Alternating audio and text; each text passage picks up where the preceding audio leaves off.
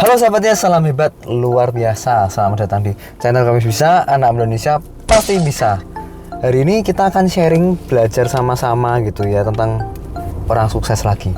Ya kan, kita di channel kita memang membahas tentang namanya orang sukses. Dan orang sukses itu ternyata mereka bukan melulu merasakan enaknya menjadi orang yang berhasil gitu ya. Ada rasa sakit yang mereka selama ini hadapi gitu ya. Mereka harus bisa mempertahankan dan bisa berjuang untuk itu. Nah, kita apa aja sih rasa sakitnya? Kita akan belajar ada 3 rasa sakit yang harus kita hadapi untuk menjadi orang yang sukses setelah yang satu ini.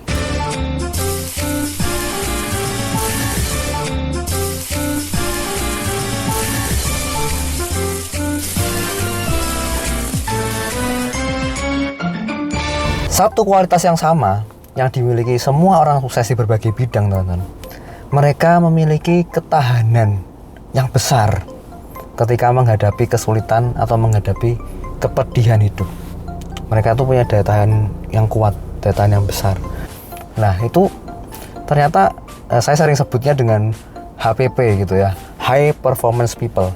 Jadi mereka orang-orang yang punya performance yang bagus. Mereka punya kualitas yang bagus. Mereka orang yang berkualitas. Mereka punya value. Mereka bisa menghadapi masalah. Mereka bisa menghadapi kesulitan dan mereka bisa menghadapi kepedihan mereka. Dan tak jarang dari mereka ini yang mereka punya kesulitan, punya tantangan, dan mereka ini punya kepedihan sendiri ya, punya kesedihan gitu teman-teman.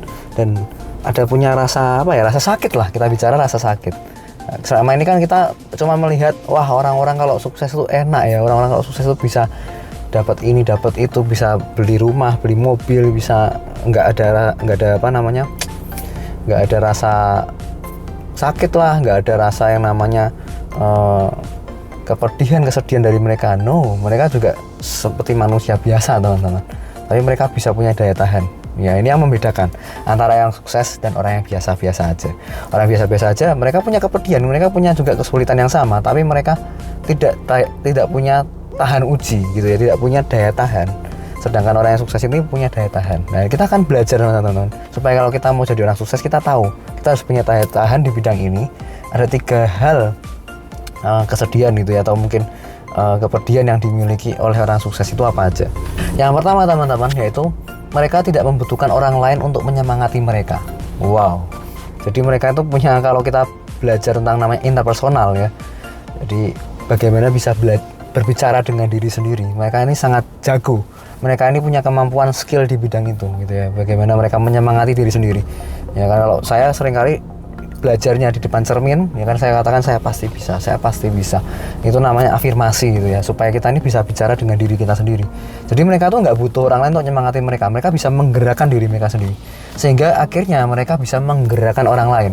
Nah, ini ilmu yang sangat mahal gitu ya, ini butuh daya tahan ya, makanya mereka disebut high performance people.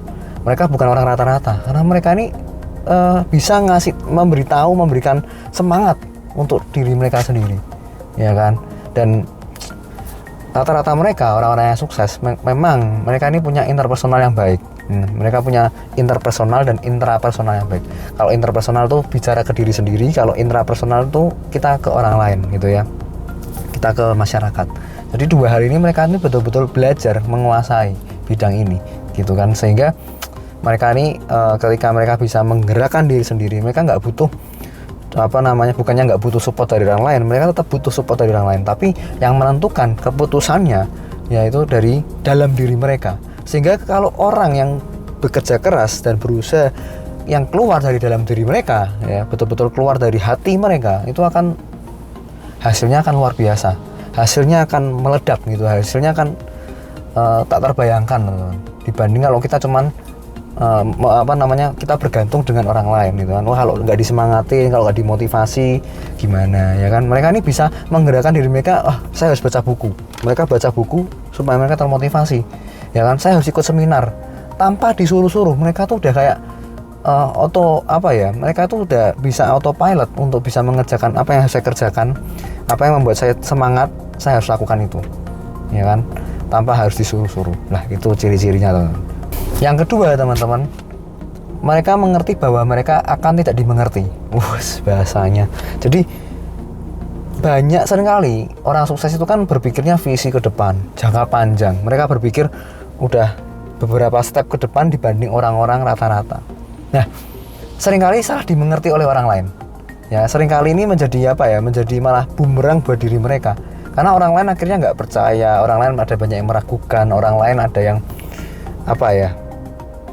tidak mengerti cara pikir mereka, ya kan, dianggap ini orang ini egois sekali, orang ini kenapa kok kerja terus tanpa memikirkan orang lain, padahal sebetulnya dia mikirin orang lain gitu, tapi orang lain tuh nggak mengerti, orang lain tuh nggak paham, sehingga dia mudah disalahpahami.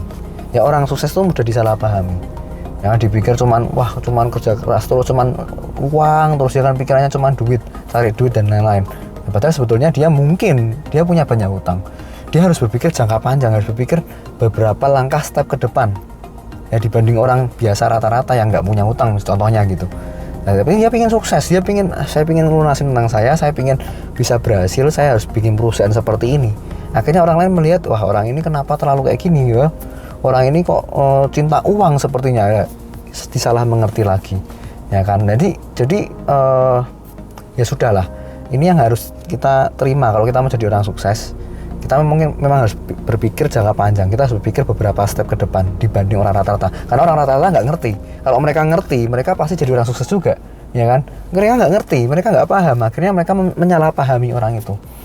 Ya, ketika Anda memulai bisnis, ya kan, ketika Anda ingin berubah menjadi seorang pengusaha contohnya, atau mungkin Anda ingin berubah hidup lebih baik, ingin lebih sukses, pasti Anda sedikit banyak disalahpahami, ya kan, oleh teman-teman Anda mungkin, atau mungkin oleh keluarga Anda sendiri yang selama ini hidup bersama-sama dengan Anda. Pasti mereka akan berpikir, kenapa orang ini jadi berbeda sekarang, kenapa orang ini seperti itu. Akhirnya kita salah pahami.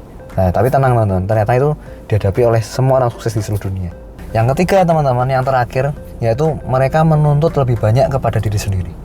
Mereka nggak menuntut perubahan dari orang lain. Mereka nggak menuntut orang lain harus gini, harus gitu, harus seperti ini, harus seperti itu, seperti keinginan mereka. No, mereka nggak peduli orang lain. Udahlah, yang penting saya pribadi, saya sendiri harus seperti apa. Saya harus berubah. Saya harus menuntut diri saya lebih keras, lebih kuat, harus lebih daya tahannya lebih kuat, ya kan, harus lebih bisa mandiri, harus lebih tahan banting, harus lebih tidak mudah menyerah.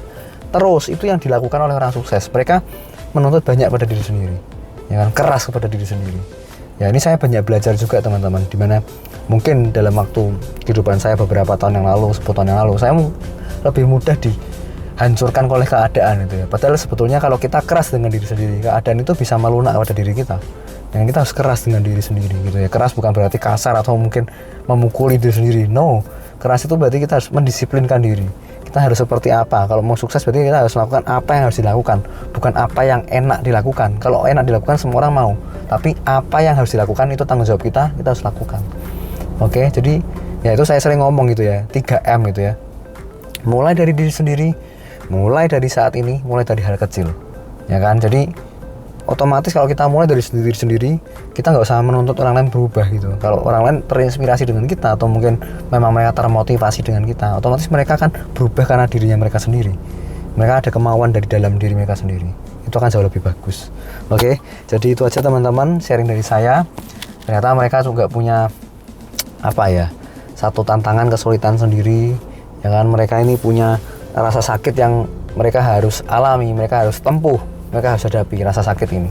Ketika rasa sakit ini bisa dihadapi, kita akan bisa jadi orang sukses dengan punya mental yang kuat. Oke, kalau suka video ini share ke teman-teman Anda, berikan komentar yang positif, ya kan. Kalau mungkin ada kata-kata saya yang mungkin masuk dalam diri Anda, tulis di kolom komentar. Ya, jangan lupa subscribe, aktifkan loncengnya, dan selalu salam hebat luar biasa.